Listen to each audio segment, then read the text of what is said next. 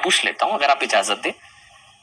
आपने अगर कहा मुसलमानों में बेचैनी और असुरक्षा की भावना है, इसमें क्या अजीब बात? एक वजह तो बताइए, आपको ऐसा क्यों लगता है? आपका क्या धर्म देखा इस देश के? आप 10 साल उपराष्ट्रपति रहे, अलीगढ़ मुस्लिम यूनिवर्सिटी के वाइस चांसलर रहे, आप जो है राष्ट्रीय अल्पसंख्यक आयोग के अध्यक्ष रहे, यूएन में परमानेंट रिप्रेजेंटेटिव रहे, आप तमाम देशों में भारत के राजदूत रहे, सब कुछ आप रहे। आखिरी दिन आपने कह दिया कि मुसलमान असुरक्षित, इसलिए कि है। अच्छा है। आप भी? मैंने तो नहीं कहा कि मैं हूं, क्योंकि आप भी मुसलमान, मतलब आप भी हैं सर। ठीक है, मेरा धर्म मुसलमान है, ठीक है। कोई वजह सर आप बताना चाहिए? तो रुको जरा, सब्र करो, बोला धक्का बुक्की नहीं करने का। देश ये तो जानता है कि हामिद अंसारी कौन थे। ये वही हामिद अंसारी हैं जो 2 बार देश के उपराष्ट्रपति रहे, लेकिन अपने पद को छोड़ते छोड़ते इतने बड़े संवैधानिक पद पे रहे और इन्होंने कहा कि भारत का मुसलमान खतरे में। इन्होंने ऐसे ही बात नहीं कही, इनके पीछे ये पूरा का पूरा मोटो चला रहे हैं, पूरा एजेंडा चला रहे हैं। इनको पता है कि पाकिस्तान से भारत को नहीं तोड़ सकते हैं, इसलिए यहाँ भारत में बैठ के पाकिस्तान को तोड़ा जा सकता है। ये वही हामिद अंसारी हैं जिनके बाबा एस.ए. अंसारी मुस्लिम लीग के 2 बार अध्यक्ष रहे, 1918 और 1920 में। ये उनकी सोच का नतीजा हामिद अंसारी हैं। इनके 2 भाई जो कि हैदराबाद के निजाम की तरफ से भारतीय सेना के खिलाफ लड़े। आज भी इनके 3 भाई भारतीय राजनीति से ताल्लुक रखते हैं। एक समाजवादी नेता करके हैं कोई, और एक मुख्तार अंसारी, जिनको बलिया के पास डीएसपी ने ऑटोमेटिक राइफल के साथ पकड़ा। ये वही हामिद अंसारी हैं जब ये ईरान में राजदूत थे भारत की तरफ से, तब 2 रॉ एजेंटों की आइडेंटिटी डिस्क्लोज करवा के उन्हें मरवा दिया। ये इसलिए हल्ला मचा रहे हैं क्योंकि इनको पता है कि 1% हिंदू जाग चुका है, तो पहले से एजेंडा क्लियर कर दिया जाए कि नहीं नहीं, मुसलमान खतरे में है। क्योंकि ये हैं तो 18% लेकिन संगठित हैं, हम हैं 90% लेकिन बटे हुए हैं, बनिया में बटे हुए हैं, यादव में बटे हुए हैं, ठाकुर में बटे हुए हैं, ब्राह्मण में बटे हुए हैं।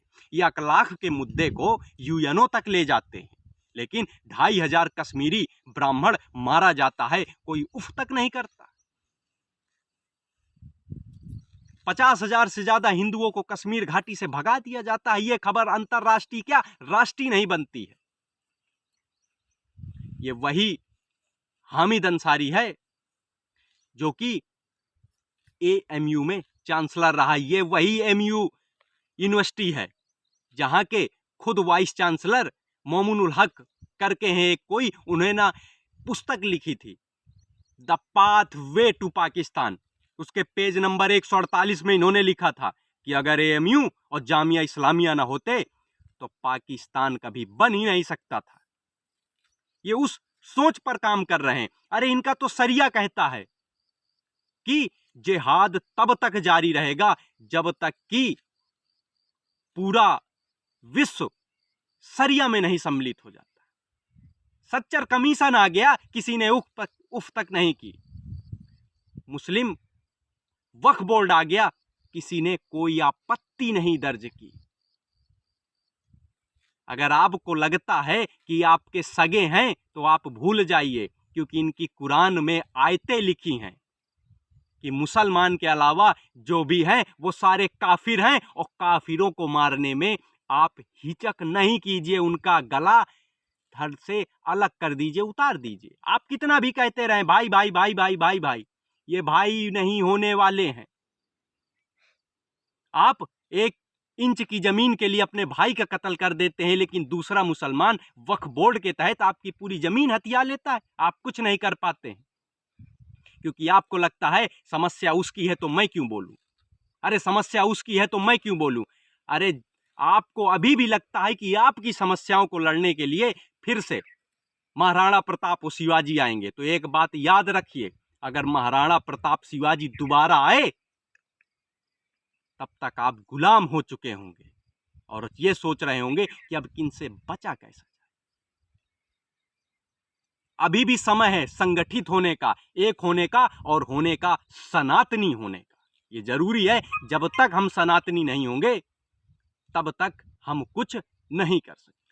अगर एक 21 साल का युवा ये बात समझ सकता है तो मुझे लगता है हर एक छोटे से छोटा नौजवान, बूढ़ा, बच्चा जात छोड़कर जिस दिन सनातनी हो जाएगा वो ये बात समझ जाएगा। जय हिंद।